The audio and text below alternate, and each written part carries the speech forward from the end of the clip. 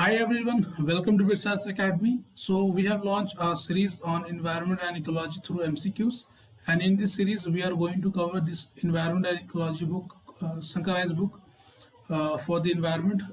Why we launched this series? Because आप environment अगर देखोगे तो environment एक ऐसा section है in UPSC इसमें जो डिटेल्स पूछे जाते हैं वो बहुत ही माइनर पूछे मतलब बहुत ही छोटे छोटे डिटेल पूछे जाते हैं।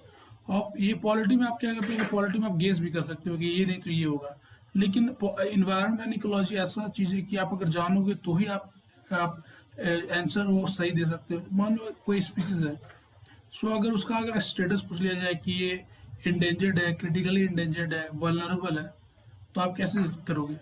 आप तभी सही कर सकते हो जब आप इसको जानते हो कि ये वल्नरेबल है, ये क्रिटिकली इंडेंजर्ड है। तो इस दैट इज वाई वी और हम लोग क्या गलती करते हैं कि हम लोग ये बुक पढ़ लेते हैं, हमको लगता है कि हमारी जो इन्वायरमेंट इकोलॉजी वो कवर हुई है। सो इन्वायरमेंट एंड इकोलॉजी ऐसा सेक्शन है जिस वो बहुत ही डायनेमिक है। आज वो जो स्पीसीज वो मान लो अगर इंडेंजर्ड है तो कल वो क्रिटिकली इंडेंजर्ड भी हो सकता है, ठीक है। सो ये है वो इन्वायरमेंट एंड इकोलॉजी, वो बहुत डायनेमिक है, बहुत ही चेंजेस है। और ये जो बुक है वो बेसिकली जो है स्टैटिक पोर्शन को कवर करता है, ठीक है। So that is why we have launch this environment and ecology. So इसमें जो भी नए नए कंसेप्ट होंगे, जो नए नए एमसीक्यूज होंगे, उसको हम लोग सॉल्व करेंगे और से हम लोग अपनी जो कंसेप्चुअल क्लैरिटी उसको बिल्ड करेंगे। सो जब हम लोग एग्जाम देने जाएंगे तो हम लोग को जो जो कॉन्फिडेंस लेवल होगा वो बहुत ही हाई होगा। So that is why we have launch this course. So this lecture is presented by me, Manish Chaudhary, and you can subscribe our channel BitScience Academy to make your preparation for UPSC, SSC, and SSC examination. So JPSC, जिससे UPPSC and minimum state PCS examination, ठीक है। So first question is with reference to Geological Survey of India. Consider the following statement. First, it was established to promote survey, exploration, and research in the field of wildlife of India. Second है it conduct tiger census every 4 years. Which of the following statement correct है? तुम्हारा पहला first है तुम्हारा 1, B है तुम्हारा 2, सी है तुम्हारा 1 and 2, डी है तुम्हारा 1 and 2, नाइदर 1 नाइदर 2। सो आप अगर फर्स्ट स्टेटमेंट देखो तो स्टेटमेंट पढ़ करके आपको लगेगा कि हाँ ये स्टेटमेंट सही है। It was establish to promote survey, exploration and research in the field of wildlife of India, तो ये तो सही है। और आप अगर देखोगे तो it conduct tiger census every 4 years। So tiger जो सेंसस वो जो कंडक्ट करती है वो करती है नेशनल टाइगर कंजर्वेशन अथॉरिटी, ठीक है। ये टाइगर सेंसस का काम करती है हर 4 year में। सो अगर आप सेकेंड स्टेटमेंट को अगर देखोगे तो वो तो एलिमिनेट कर सकते हो। सो 2 गलत हो जाएगा, सी गलत हो जाएगा, डी गलत हो जाएगा। तो करेक्ट स्टेटमेंट 1 है। एक्सप्लेनेशन देखते हैं। सो जूलॉजिकल सर्वे ऑफ इंडिया का आप देखोगे तो zoological survey of India was जो उनको क्रिएट किया गया था 1916 में, जो कि गवर्नमेंट इंडिया के जो ministry of forest climate change उसके अंडर में आती है, ठीक है। और zoological survey of India basically एक इंस्टीट्यूशन है जिसका काम है रिसर्च करना और प्रमोट करना, जो भी जूलॉजिकल जो भी एक्सप्लोरेशन होती है, जो भी रिसर्च होती है in the flora and fauna of the country. So India में जितने भी फ्लोरा मिलते हैं, फौना मिलते हैं, उनमें रिसर्च करना, ठीक है, और उनका जो सर्वे करना ये जूलॉजिकल सर्वे ऑफ इंडिया करती है। आप अगर हिस्टोरिकल बैकग्राउंड जो जूलॉजिकल सर्वे ऑफ इंडिया का अगर देखोगे तो इसका जो मदर इंस्टीट्यूशन थी वो थी एशियाटिक सोसाइटी ऑफ बंगाल, ठीक है। और एशियाटिक सोसाइटी ऑफ बंगाल को एस्टैब्लिश किया था सर विलियम जोन्स ने लगभग जनवरी 1784 में, ठीक है। सो जनवरी 1784 में सर विलियम जोन्स ने इसको एस्टैब्लिश करा था। और इस जो एशियाटिक सोसाइटी ऑफ बंगाल है उसको मदर इंस्टीट्यूशन माना जाता है दो इंस्टीट्यूशन के, zoological survey of India and geological survey of India. और इंडियन म्यूजियम है वो भी इस एशियाटिक सोसाइटी ऑफ बंगाल से ही इंस्पायर्ड इंस्टीट्यूशन है। सो बेसिकली जो ये जूलॉजिकल सर्वे ऑफ इंडिया जो इस्टेब्लिश की गई थी वो बेसिकली इस्टेब्लिश की गई थी to fulfil the dream of sir William Jones, जिन्होंने एशियाटिक सोसाइटी ऑफ बंगाल को इस्टेब्लिश करा था। और उनका एम था कि जो जितने भी इंडिया के जितने भी फ्लोरा एंड फौना है उनकी जितनी भी नॉलेज है हम उसको एक्वायर करें और उसको जो बायोडाइवर्सिटी कंजर्वेशन में उसको हम लोग यूज़ करें। ऑब्जेक्टिव अगर आप देखोगे तो ऑब्जेक्टिव बहुत सारे हैं, जैसे प्राइमरी ऑब्जेक्टिव है, सेकेंडरी ऑब्जेक्टिव है। प्राइमरी ऑब्जेक्टिव में देखो तो एक्सप्लोरेशन है, सर्वे है and inventorying and monitoring the faunal diversity of the various state ecosystem and protected areas of the India, taxonomic studies of the all faunal component of, ठीक है, फिर periodic review of the status of the threatened and endemic species, preparation of red data book, so जिसे IUCN red data book करती है, ठीक है। सो IUCN basically जो red data book publish करती है वो बेसिकली ग्लोबली होती है। सो ग्लोबली जितने भी फ्लोरा एंड फौना मिलते हैं उसको करते हैं, लेकिन इंडिया में जो जितने भी फ्लोरा एंड फौना मिलते हैं उसके जो रेड डाटा बुक जो पब्लिश करती है वो जूलॉजिकल सर्वे ऑफ इंडिया करती है। फिर bio ecological studies of selected important communities है, preparation of database for the record species of the country, so country में जितने भी स्पीसीज पाए जाते हैं उनका जो डाटा रिकॉर्ड बनाना वो काम करते हैं। फिर maintenance and development of national geological collection, training, capacity building and resource human development, faunal identification, advisory services and library services. So ये सभी प्राइमरी ऑब्जेक्टिव्स में है, ठीक है। सो सेकेंड है तुम्हारा, so which of the following best describe the term bioremediation. So first है, it is the process which uses microorganism to treat contaminated substance. Second है, it is a technique used to kill virus in food stuff using UV radiation. Third है तुम्हारा, it is a mechanism device to detect the presence of microorganism in drinking waste water. And D है तुम्हारा, it is a field of study dedicated to use the plant in medicine. So इसमें बताना कि कौन सा जो statement है वो बेसिकली डिस्क्राइब करता है बायो रेमिडिशन को। सो फर्स्ट आप अगर देखोगे तो फर्स्ट है वो सही है। So it is the process which uses microorganism to treat contaminated substance. So इसका हम लोग एक्सप्लेनेशन देखते हैं। So bioremediation basically refer करता है प्रोसेस जिसमें हम माइक्रो ऑर्गेनिज्म को यूज करते हैं टू डिग्रेड वेस्ट मटेरियल, और ये जो वेस्ट मटेरियल होते हैं वो कहीं भी कोई भी मीडियम में पाए जा सकते हैं, वो वाटर में पाए जा सकते हैं, सॉइल में पाए जा सकते हैं, ठीक है, सब सरफेस जो मटेरियल्स होते हैं उनको में पाए जाते हैं। तो जितने भी जो ये वेस्ट होते हैं उन मैटर्स को डिग्रेड करने के लिए हम लोग जो माइक्रो ऑर्गेनिज्म का यूज़ करते हैं उसको बायो रेमिडिशन बोलते हैं, ठीक है। और इसमें क्या होता है, by altering environmental condition to stimulate the growth of microorganism. So जो इन्वायरमेंट होती है, ठीक है, जो जहाँ भी जो डिग्रेड मटेरियल्स है, जो कि बेस्ट मटेरियल, वहाँ के जो आसपास के इन्वायरमेंट को हम लोग ऐसा बना देते हैं कि वहाँ का जो माइक्रो ऑर्गेनिज्म है उनका जो ग्रोथ होता है वो बहुत ही रैपिडली होता है, और वो जो माइक्रो ऑर्गेनिज्म होते हैं वो रैपिडली ग्रोथ करके जो डिग्रेडेड जो वेस्ट मटेरियल होते हैं उनको बहुत ही जल्दी रैपिडली उसको डिग्रेड करने का काम करते हैं। और इसमें बेसिकली हम लोग न्यूट्रिएंट ऐड करते हैं, ठीक है। सो जो भी वेस्ट मटेरियल है उसमें हम लोग न्यूट्रिएंट ऐड कर देते हैं, और उस न्यूट्रिएंट को डिग्रेड करने के लिए बहुत सारे माइक्रो ऑर्गेनिज्म क्या करते हैं, वो बहुत ही रैपिडली ग्रोथ करते हैं। So now we will see the explanation. So now we will see कि बायो रेमिडिशन होता क्या है। सो बायो रेमिडिशन बेसिकली एक प्रोसेस को रेफर करते हैं जिसमें हम लोग क्या करते हैं, माइक्रो ऑर्गेनिज्म का यूज करते हैं टू डिग्रेड वेस्ट मटेरियल, ठीक है। So it is the process in which we using the microorganism to degrade the waste material. और इसमें क्या करते हैं, जैसे बहुत सारे मीडियम्स है, जैसे वाटर हो गई, सॉइल हो गई, सब सरफेस लेवल पे जो मटेरियल्स होते हैं, सो उनके आसपास के जितने भी इन्वायरमेंट होते हैं उसको हम लोग ऐसा बना देते हैं जिसमें जो माइक्रो ऑर्गेनिज्म होते हैं उनका जो ग्रोथ होता है वो बहुत ही रैपिडली होता है। और ये जो रैपिडली ग्रोथ जो माइक्रो ऑर्गेनिज्म होते हैं वो बेसिकली जो जितने भी वेस्ट मटेरियल होते हैं उसको बहुत ही रैपिडली डिग्रेड कर देते हैं। सो इसके कारण क्या होता है, जो हमारा जो डिग्रेडेड मीडियम होता है उसमें जितने भी वेस्ट मटेरियल है उसको हम लोग एलिमिनेट कर देते हैं। So this can be done by introducing nutrient to stimulate the activity of bacteria in the waste by adding new bacteria to the soil. So हम लोग क्या करते हैं, जो भी न्यूट्रिएंट होते हैं, बहुत सारे न्यूट्रिएंट क्या होते हैं जो भी बैक्टीरिया उनके ग्रोथ में हेल्प करते हैं, तो उन सभी न्यूट्रिएंट को जो मीडियम होता है उसमें हम लोग छिड़क देते हैं, और उससे क्या होता है जो ये माइक्रो ऑर्गेनिज्म है का ग्रोथ बहुत ही स्टिमुलेट हो जाता है, बहुत ही रैपिड हो जाता है, और उसको न्यूट्रिएंट मिलने के थ्रू वो क्या करते हैं, जितने भी वेस्ट मटेरियल है उसको वो बहुत ही रैपिडली डिग्रेड करते हैं।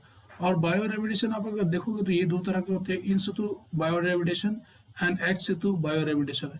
इन सितु बायो रेमिडिशन में क्या होता है, जो हम लोग जो इन्वायरमेंट है, जो साइट है, जो साइट में हम लोग वेस्ट मैटर को डिग्रेड करना चाहते हैं, अगर उसी साइट में हम लोग जो वेस्ट मटेरियल को अगर हटाने की कोशिश करते हैं तो उसको इन सितु बायो रेमिडिशन बोलते हैं।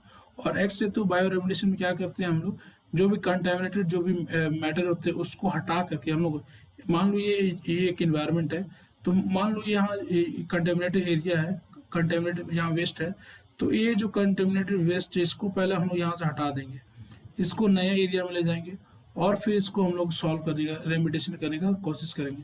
तो इसको पहले हम हटा लेते हैं, ठीक है, फिर इसके बाद यहाँ ट्रांसपोर्ट करके फिर हम लोग यहाँ इसको सॉल्व करने का कोशिश करते हैं। इसको बोलते हैं ex situ bio remediation.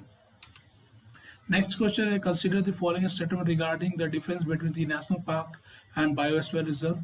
So first है तुम्हारा, while the national park is created to protect the habitat of the species, biosphere reserve aim to protect the entire ecosystem. And while human activities such as forestry and grazing are permitted in national park, they are prohibited in the biosphere reserve. So which of the following जो statement है वो correct है? First है तुम्हारा ए में तुम्हारा 1 and only है, B में तुम्हारा 2 ओनली, सी में 1 एंड 2 है, डी में neither 1 neither 2. सो आप अगर फर्स्ट स्टेटमेंट देखोगे तो while the national park is created to protect habitat of the species, biosphere reserve aims to protect the entire ecosystem. तो ये जो स्टेटमेंट है वो सही, क्योंकि बायोस्फीयर रिजर्व आप देखोगे तो ये बहुत ही बड़े होते हैं, ठीक है। National park one of the part होते हैं बायोस्फीयर रिजर्व के, बहुत सारे बायोस्फीयर रिजर्व है जिसके बहुत सारे नेशनल पार्क आप देखोगे तो उनके पार्ट होते हैं, ठीक है। और बायोस्फीयर रिजर्व बहुत ही ह्यूज एरिया को कवर करते हैं। और आप अगर इन देखोगे तो ये बेसिकली कोर इनमें होता है, कोर एरिया होता है, फिर ट्रांजिशन जोन होता है और फिर जो आउटर जोन होता है उसको वो होता है, ठीक है। सो ये 3 जोन में डिवाइडेड होते हैं, कोर, फिर transition zone and the outer zone, ठीक है। सो अगर आप सेकेंड स्टैंडर्ड में देखोगे तो वाइल्ड ह्यूमन एक्टिविटीज जैसे फॉरेस्ट्री हो गई, grazing are permitted in national parks. So ऐसा नहीं है, नेशनल पार्क्स होते हैं वो बहुत ही रेस्ट्रिक्टेड एरिया होते हैं। रेस्ट्रिक्टेड मतलब प्रोटेक्टेड एरियाज है।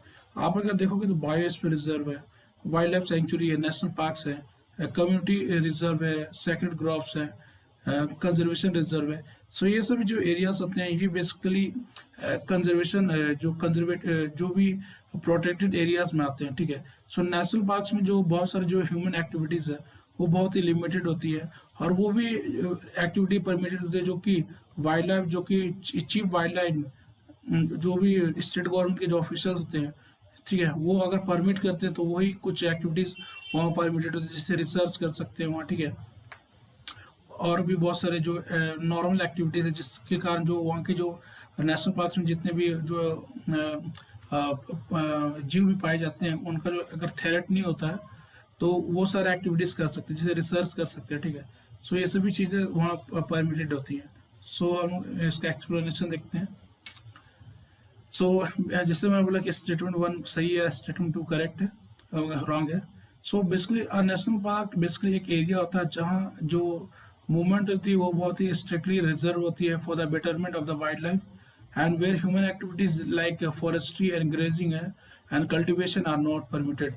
So national park basically जो होता है वो basically एक एरिया होता है जो कि रिजर्व किया जाता है for the betterment of the wild life, और बहुत सारे जो एक्टिविटीज़ है जैसे फॉरेस्ट्री है, ग्रेजिंग है, कल्टिवेशन, ये सभी जो एक्टिविटीज़ है वो वहाँ नेशनल पार्क से परमिटेड नहीं होती है। So it is associated with the habitat of wild animal species like rhino, tiger. So वहाँ नेशनल पार्क में जो भी स्पीसीज वहाँ पाई जा रही है सो उसको जैसे इन्वायरमेंट चाहिए उसके हिसाब से वहाँ एक्टिविटी परमिट की जाती है, ठीक है। So some example of national park आप देखो तो जिम कॉर्बेट नेशनल पार्क है, नेशनल पार्क तो बहुत सारे, भितरकनिका नेशनल पार्क है, ठीक है। So an area whether within the sanctuary or not can be notified by the state government to be constituted as a national park. So अगर कोई area है तो उसको अगर वो सेंचुरी में वाइल्ड लाइफ सेंचुरी का पार्ट है या नहीं है उसको state government national park declare कर सकती है अगर उसका इकोलॉजिकल, फॉनल, फ्लोरल, जियोमॉर्फोलॉजिकल और जियोलॉजिकल इंपॉर्टेंस है। और इसमें क्या होता है कि कोई भी ह्यूमन एक्टिविटी परमिटेड नहीं होती है इनसाइड द नेशनल पार्क्स, और सम एक्टिविटीज परमिटेड होती है अगर वो जो चीफ वाइल्ड लाइफ वार्डन होते हैं जो कि स्टेट गवर्नमेंट के ऑफिशियल्स होते हैं, अगर वो कोई एक्टिविटीज अगर परमिट करते हैं तो वही एक्टिविटीज यहाँ परमिटेड होती है। सो वाइल्ड लाइफ सेंचुरी बेसिकली एक प्रोटेक्टेड एरियाज होते हैं जो कि रिजर्व होते हैं for the conservation of only wild life, animals and plants. और ह्यूमन एक्टिविटीज जैसे harvesting of timbers, collection of minor forest product है एंड प्राइवेट ओनरशिप राइट्स है, ये सभी जो राइट्स है वो बेसिकली वहाँ पर अलाउड होती है, ठीक है। सो वाइल्ड लाइफ सेंचुरी में बहुत सारी ह्यूमन एक्टिविटीज है जैसे हार्वेस्टिंग है, सो ये सभी एक्टिविटीज है वो अलाउड होती है क्योंकि वाइल्ड लाइफ सेंचुरी में आप अगर देखो तो बहुत सारे जो ट्राइबल्स होते हैं वो वहाँ रहते हैं, वो अपना लाइवलीहुड के लिए फॉरेस्ट पर डिपेंडेंट होते हैं, और वहाँ से जो माइनर फॉरेस्ट प्रोड्यूस होता है वो उसके थ्रू अपना लाइवलीहुड को चलाते हैं। सो बहुत सारे जो ह्यूमन एक्टिविटीज़ होते हैं वो वहाँ परमिटेड होते हैं, ठीक है। जैसे वाइल्ड लाइफ सेंचुरी में देखोगे तो पेरिया वाइल्ड लाइफ सेंचुरी है, रानीपुर वाइल्ड लाइफ सेंचुरी है, ठीक है। सो बायोस्फीयर रिजर्व देखिए तो बायोस्फीयर रिजर्व बहुत ही ह्यूज एरियाज होते हैं, और बायोस्फीयर रिजर्व का जो यूज होता है वो बहुत ही मल्टीपल यूज होता है ऑफ द लैंड, क्योंकि ये जो बायोस्फीयर रिजर्व होते हैं वो बहुत ही ह्यूज एरिया को कवर करते हैं। और ये जो 3 एरियाज में जैसे कोर हो गए, ट्रांजिशन जोन हो गया एंड आउटर जोन, ये सभी एरियाज में डिवाइडेड होते हैं। और ये जो मिडिल में ये जो ट्रांजिशन जोन होता है वो इंश्योर करते हैं कि ये जो आउटर जोन में जो भी एक्टिविटीज़ हो रही है वो इस ट्रांजिशन जोन से होते हुए अंदर ये कोर जोन उसमें एंटर नहीं करे। सो कोर जोन का जो प्रोटेक्शन का जो काम होता है वो ये ट्रांजिशन जोन करती है, ठीक है। सो नेक्स्ट क्वेश्चन है तुम्हारा कि with reference to our summit consider the following statement. पहला तुम्हारा it is United Nation conference on environment and development that took place in 1992 in Rio de Janeiro, and Agenda 21, a non-binding action plan, was an outcome of this summit. So आप अगर देखो, आप अगर अर्थ Summit और रियो summit of 1992 अगर आपने पढ़ा होगा तो अर्थ समिट जो 1992 जो कि ब्राज़ील में हुई थी, वहाँ से रियो समिट के 3 प्रोडक्ट निकले थे। UNCBD, United Nation convention on biological diversity, United Nation framework convention on climate change and United Nation to combat desertification, ठीक है। UNCBD, United Nation convention to combat desertification, UNCCD, ठीक है। सो ये सभी 3 product थे ये रियो कन्वेंशन के, और इसको हम लोग बहुत सारे नेम से जानते हैं, जैसे रियो कन्वेंशन है, अर्थ समिट है, United Nation conference on environment and development है। सो ये सभी वेरियस नाम है इस अर्थ समिट के। और एजेंडा 21 को अगर आप देखोगे तो ये basically non binding action plan है, ठीक है। और अभी ये जो एजेंडा 21 है वो बिकम है पार्ट ऑफ है सस्टेनेबल डेवलपमेंट गोल, जो कि 2030 तक हमको अचीव करना है। सो इसका जो करेक्ट आंसर वो सी है। सो अब हम एक्सप्लेनेशन देखते हैं। सो स्टेटमेंट 1 है जो मैंने बोला कि सही है। So United Nation conference on environment and Development, जो कि हम लोग Rio de Janeiro Earth Summit और रियो कॉन्फ्रेंस के नाम से भी जानते हैं, वो है बेसिकली एक मेजर यूनाइटेड नेशन कॉन्फ्रेंस हुई थी जो कि रियो डी जेनेरियो में होती है, जो कि लोकेटेड है ब्राज़ील में इन 1992 में। और इसका एम था वो है सस्टेनेबल डेवलपमेंट और प्रोटेक्ट करना planet from the environmental degradation. So sustainable development की बात करती है, फिर प्लानेट जो है उसको प्रोटेक्ट करने की बात करती है फ्रॉम द एनवायरमेंट डिग्रेडेशन, ठीक है। और ये जो ग्लोबल क्लाइमेट चेंज है, जो ये जो इशू है उसको भी डील करने के लिए रियो अर्थ समिट हुई थी। और अगर देखोगे तो रियो अर्थ समिट के 3 जो प्रोडक्ट थे वो बेसिकली थे United Nation convention on biological diversity, जो कि बायोडाइवर्सिटी से डील करती थी, United Nation framework convention on climate change, जो कि क्लाइमेट चेंज से डील करती है, and United Nation convention to combat desertification, जो कि डेजर्टिफिकेशन से डील करती है, ठीक है। So it basically derive directly from this Rio summit of 1982, ठीक है। और ईच इंस्टीट्यूशन, ये जितने भी प्रोडक्ट निकले हैं वो ट्राई करते हैं to promote this sustainable development goal. और जो एजेंडा 21 है वो पार्ट है सस्टेनेबल डेवलपमेंट गोल का। और आप अगर देखोगे सस्टेनेबल डेवलपमेंट गोल वो बेसिकली 17 गोल्स हैं जो कि हम लोग को अचीव करना है थ्रू 2030 तक। इसमें अगर आप गोल्स को देखोगे जैसे नो पॉवर्टी है, ठीक है, और भी बहुत सारे आप देखोगे तो जैसे क्लाइमेट एक्शन है, तो और भी बहुत सारे जो आप देखोगे तो बहुत सारे इसमें गोल्स दिखाया गया है। सो एजेंडा 21 है वो बेसिकली एक नॉन बाइंडिंग एक्शन प्लान है जो of United Nation with regard to sustainable development, and since 2015 से sustainable development goal are included in newer agenda 2030। So sustainable development goal जो SDG गोल 2020 में थी वो इंक्लूडेड की है नए जो SDG गोल 2030 में, ठीक है। नेक्स्ट है तुम्हारा क्वेश्चन ट्रैफिक से रिलेटेड है। सो ट्रैफिक बेसिकली जो नॉन गवर्नमेंट ऑर्गेनाइजेशन है is often seen in news, ठीक है। सो इसको बताना है कि ये जो किसने एस्टैब्लिश करा है। पहला तुम्हारा World Wide Fund for Nature, second है तुम्हारा United Nation Environment Programme UNEP, third है तुम्हारा International Union for Conservation of Nature. So इसमें बताना कि जो ट्रैफिक है जो कि नॉन गवर्नमेंट ऑर्गेनाइजेशन है, ठीक है, वो किस ऑर्गेनाइजेशन ने मिलकर एस्टैब्लिश करा है। सो पहला तुम्हारा 2 है ओनली, बी है तुम्हारा 3 ओनली, सी है तुम्हारा 1 and 3, डी है तुम्हारा 1 and 2। सो आप अगर इसमें देखोगे तो जो ट्रैफिक है बेसिकली एक नॉन गवर्नमेंटल ऑर्गेनाइजेशन है, और ये क्या काम करती है, जो भी वाइल्ड लाइफ का जो ट्रेड होता है इन फ्लोरा एंड फोना, सो उसको इंश्योर करती है कि इनका जो पोचिंग हो जो होता है, इनका जो पोचिंग हो रहा है, इनका जो वाइल्ड लाइफ जो थ्रेड हो रहा है, इनका जो स्मगलिंग होता है, इन सभी से डील करने के लिए ये काम करती है, ठीक है। सो इसको जो इस्टेब्लिश किया गया था वो बेसिकली किया गया था world wild life world Wide Fund for nature and IUCN। इसमें एक्सप्लेनेशन देखते हैं। सो बेसिकली एक अभी न्यूज़ में आया था कि जो ट्रैफिक जो कि इंडिया में है, उन्होंने रिवील्ड किया था कि जो उत्तराखंड है, महाराष्ट्र है और अदर स्टेट है, वहाँ बहुत ही लेपर्ड की पोचिंग होती है। और आप अगर ट्रैफिक का फुल फॉर्म अगर देखोगे तो ट्रैफिक बेसिकली फुल फॉर्म होता है ट्रेड रिलेटेड एनालिसिस ऑफ फोना एंड फ्लोरा इन कॉमर्स।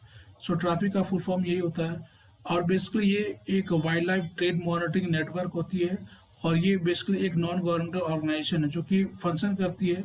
सो जो भी ग्लोबली जो ट्रेड हो रहे हैं in the wild animal and plant में, वो ये इंश्योर करती है कि ये जो ट्रेड हो रहा है वो उनको लाइफ थ्रेटन नहीं हो, और वो ट्राई करती है जो भी बायोडाइवर्सिटी है उसको कंजर्वेशन हो, और हमारा जो डेवलपमेंट है वो सस्टेनेबल डेवलपमेंट हो।